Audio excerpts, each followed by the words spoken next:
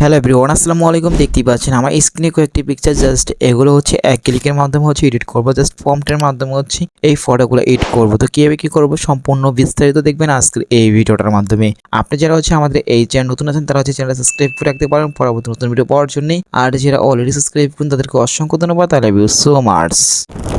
Well everyone, আসসালামু আলাইকুম। প্রথম ফার্স্ট অফ অল গাইস, এখানে আমরা চ্যাটজিপিটি ব্যবহার করতে পারেন, আপনি জিমনি অ্যাপসটা ব্যবহার করতে পারেন। তো আমি হাই কোয়ালিটি ফটো তৈরি করবো, তার জন্য জিমনি অ্যাপসটা ব্যবহার করবো না, আমি করতেছি এখান থেকে চ্যাটজিপিটি অ্যাপসটা। তো এখান থেকে প্রথম ফার্স্ট চ্যাটজিপিটি অ্যাপসটা আমরা ওপেন করবো। ওপেন করার পর ইন্টারফেস চলে আসবে, সেখান থেকে একটা অ্যাকাউন্ট খুলতে হবে। খোলার পর ইন্টারফেস চলে আসবে, আসার পর প্লাস চিহ্নতে ক্লিক করবেন, ফটোতে ক্লিক করবেন। এরপর এখান থেকে নর্মাল যে পিকচারটা আছে এখান থেকে ওটা সিলেক্ট করে দিবেন।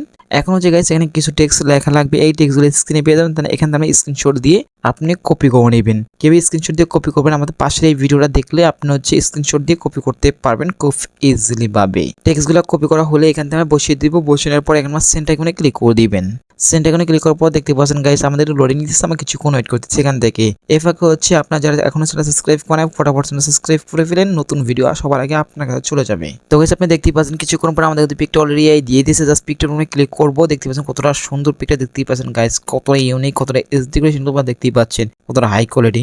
তো এখন পরে সেভ করার জন্য আমরা এই জায়গায় ক্লিক করলে ফটো সেভ করতে পারবো। তো এরকম এই ফটোগুলো জেনারেট করবেন। দেন এখানে নেক্সট পিকচার আমরা জেনারেট করব, তার জন্য এখানে প্লাস চিহ্নতে ক্লিক করব, ফটো আইকনে ক্লিক করব। দেন এখন এখান থেকে যে নরমাল পিকটা আছে ওটা সিলেক্ট করে দিবেন, এখান থেকে নিচ থেকে গাড়িতে ক্লিক করে দিব।